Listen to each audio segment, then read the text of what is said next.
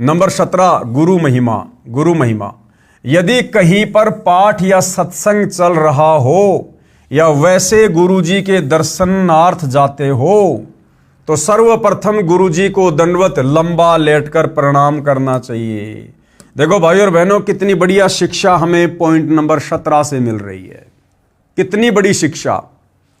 यदि कहीं पर पाठ या सत्संग चल रहा हो या वैसे गुरु जी के दर्शन करने के लिए जाते हो तो सबसे पहले भगत ने क्या करना चाहिए?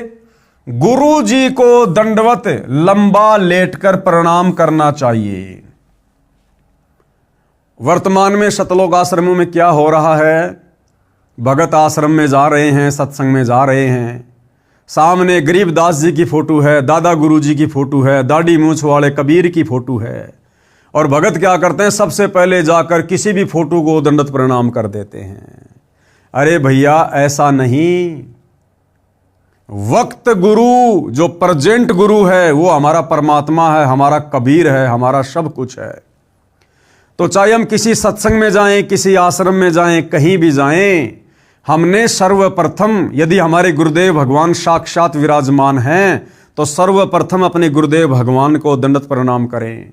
यदि गुरुदेव भगवान नहीं हैं, उनकी गैर हाजिरी में उन्हीं की तस्वीर को, उन्हीं की फोटो को, उस फोटो में, उस जगह पर सूक्ष्म रूप में विराजमान मानकर, क्योंकि कबीर परमेश्वर की वाणी क्या कहती है?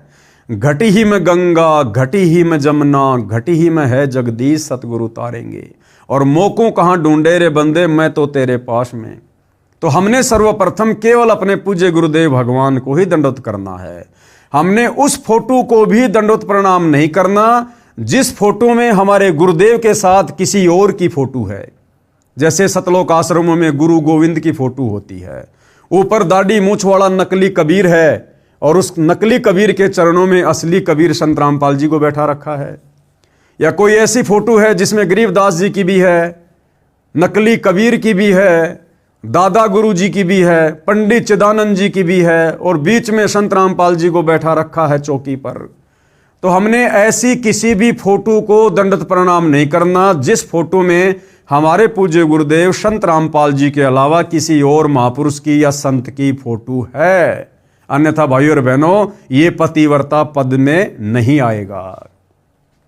तो क्या कह रहे हैं? यदि कहीं पर पाठ या सत्संग चल रहा हो या वैसे गुरु जी के दर्शनार्थ जाते हो तो सर्वप्रथम, यानी सबसे पहले गुरु जी को दंडवत प्रणाम है लंबा लेटकर प्रणाम करना चाहिए। और बाद में सतग्रंथ साहिब, यानी जिसका पाठ हो रहा है गरीबदास जी की वाणी का, बाद में सतग्रंथ साहिब व तस्वीरें। फिर कौन सी तस्वीरें? जैसे साहिब कबीर की, वो दाढ़ी मूंछ वाली कबीर की नकली फोटो, मूर्ति, और गरीबदास जी व स्वामी राम देवानंद जी व गुरु जी की मूर्ति को प्रणाम करें। केवल प्रणाम करें, दंडवत प्रणाम नहीं। दंडवत प्रणाम केवल अपने गुरुदेव को या अपने गुरुदेव की फोटो को। और बाकी अन्य जो फोटोएं हैं, गुरुदेव ने सबके नाम लिख दिए। अन्य तस्वीरें बाद में सदग्रंथ साहिब व तस्वीरें साहिब कबीर की, यानी दाढ़ी मूंछ वाले नकली कबीर की फोटो कहो चाहे मूर्ति कहो, बात एक ही है। और गरीबदास जी की फोटो व स्वामी राम देवानंद जी व गुरु जी की मूर्ति को केवल प्रणाम करें। क्या करें? केवल प्रणाम, जिससे सिर्फ भावना बनी रहेगी। मूर्ति पूजा नहीं करनी है, केवल प्रणाम करना पूजा में नहीं आता। ये तो भगत की श्रद्धा को बनाए रखने में सहयोग देता है। पूजा तो किसकी करनी है? पूजा तो वक्त गुरु। अब वक्त गुरु कौन है भाई? वर्तमान में वक्त गुरु कौन है? सतगुरु रामपाल जी हैं वक्त गुरु वर्तमान में। तो पूजा भगत ने किसकी करनी है? केवल अपने गुरु की, अपने गुरु को अपना इष्ट मानकर, अपना भगवान मानकर। पूजा तो वक्त गुरु व नाम मंत्र की करनी है, यानी जो दीक्षा गुरुदेव भगवान देंगे उसका फिर मर्यादा में रह के डट के सुमर करना है, जो पार लगाएगा। कबीर गुरु गोविंद दोऊ खड़े काके लागू पाए, बलिहारी गुरु आपने जिन गोविंद दियो मिलाए। गुरु और गोविंद दोनों खड़े, तो कह रहे सबसे पहले किसको दंडवत करोगे? अपने गुरु जी को। कबीर गुरु बड़े हैं गोविंद से। गुरु को गोविंद यानी भगवान से भी बड़ा बताया गया है, क्योंकि असल में गोविंद ही गुरु का रूप धारण करके पृथ्वी पर आते हैं। भाई मन में देख विचार, यानी तत्वदर्शी संत के सत्संगों को सुनकर विचार कर, और हरि सुमरे सो रह गए और गुरु भजे होए पार।